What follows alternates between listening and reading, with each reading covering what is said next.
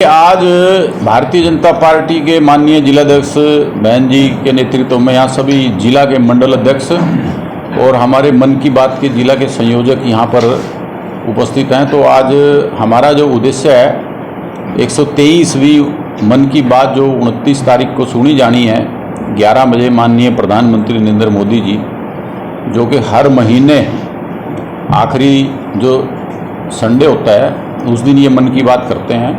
तो आज इस लोकसभा कुरुक्षेत्र का संयोजक के नाते मैं आज इनके बीच में यहाँ पर आया हूँ। अभी तक हमारा कैथल जिला में 70% बूथों पर अभी तक मन की बात सुनी जा चुकी है और हमारे कार्यकर्ताओं ने अब की बार 100% तैयारी की है कि हम हर एक बूथ पर मन की बात सुनेंगे।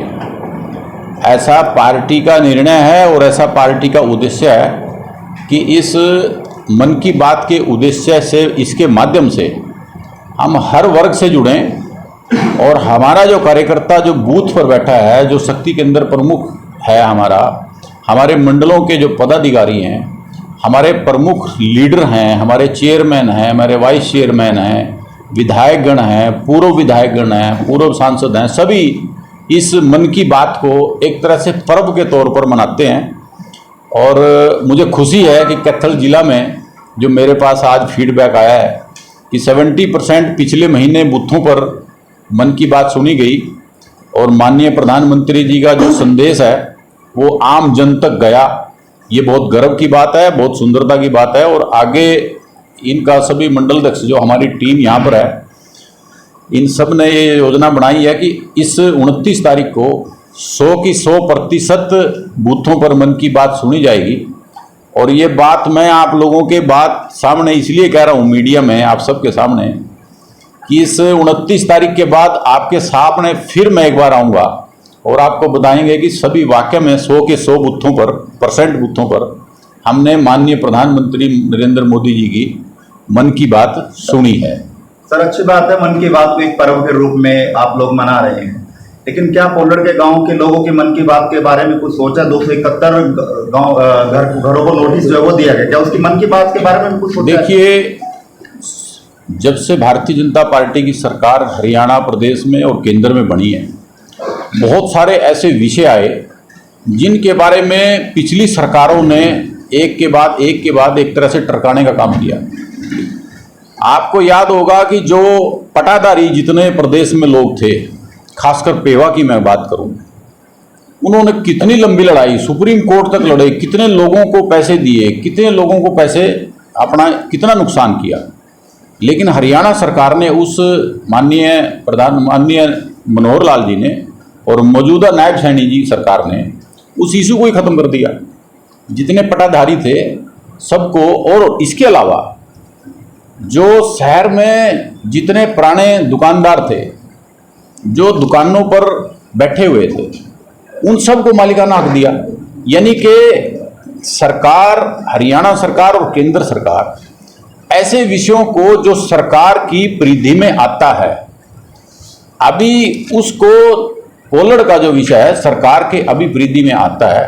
मैं भी पोलड़ अभी गया था, क्योंकि पोलड़ हम कैथल जिला में कोई रिवर फ्रंट नहीं है, बल्कि पिछली बार मैंने बोला भी था, कैथल जिला में हम सरस्वती नदी के ऊपर बहुत बड़ा एक सुंदर पोलड़ में ही रिवर फ्रंट बना रहे हैं, क्योंकि वो लगभग पंजाब के बॉर्डर पर है। और उसकी सुंदरता अगर आप कभी जाकर देखेंगे, बहुत अच्छा काम वहाँ पर चल रहा है, क्योंकि पोलड़ सरस्वती के पैलियो चैनल पर युगों से है और माँ सरस्वती का बहुत प्राचीन वहाँ पर मंदिर है। तो ऐसी स्थिति में उसको सरकार ऐसे नहीं छोड़ सकती। इस विषय को जब मैं गांव में गया, हमारी सरकार के पास ये विषय जा चुका है, स्टेट गवर्नमेंट के पास, माननीय नायब सैनी जी इसके बारे में जरूर निर्णय लेंगे। लेकिन जब मैं वहाँ गांव वालों से मिला तो गांव वालों ने कहा कि हम इतने सालों से यहाँ पर बैठे हैं। और फिर मैंने उनके सामने ही क्योंकि ये जो मामला है ये आर्कियोलॉजिकल डिपार्टमेंट हरियाणा के पास नहीं है, ये ASI के पास है, आर्कियोलॉजिकल सर्वे ऑफ इंडिया के पास है। तो वो बड़े अच्छे ढंग से हमारी सरकार उस विषय पे लगी हुई है, क्योंकि मामला केंद्र के अधीन है। तो उस विषय को गंभीरता से देखते हुए उसका निर्णय किया जाए। सर लगातार हरियाणा में जो है वो गोली कांड जो है वो हो रहे हैं, फैसलाबाद में वो लगातार ऐसे हो रहे हैं, तो सरकार क्यों इस पर कार्रवाई नहीं कर पा रही? देखिए, इसमें कोई दो राय नहीं कि हरियाणा सरकार, माननीय मुख्यमंत्री नायब सैनी जी हर बार ये बोलते हैं कि जो व्यक्ति बदमाशी करता है वो या तो हरियाणा छोड़ दे या दुनिया छोड़ दे। और अभी आपने देखा होगा पीछे अभी जो जिन बदमाशों ने पुलिस वालों के ऊपर गोलियां चलाई उनका क्या असर हुआ आप सबने देखा है।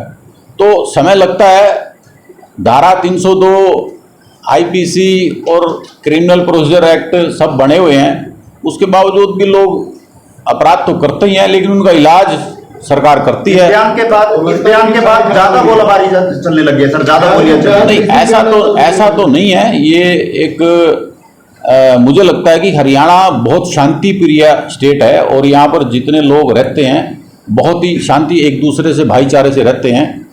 कई बार ऐसा विषय आ जाता है, अब दो भाइयों की लड़ाई होगी, उसको बड़ा कई बार ऐसा इशू बना देते हैं कि बहुत बड़ा इशू हो गया। तो ऐसा नहीं है, बिल्कुल कंट्रोल में है और आगे भी कंट्रोल में रखेंगे।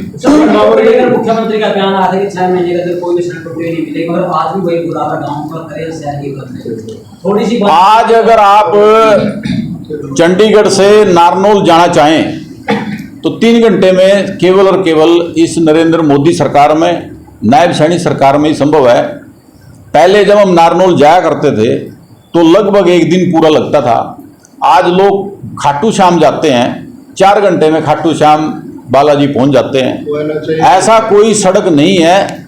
आप देखिए, कई बार क्या होता है कि अब जैसे मेरे गांव की सड़क है, किरमत से बारना, अगर आप जाकर देखेंगे पहले मात्र 12 फुट की थी।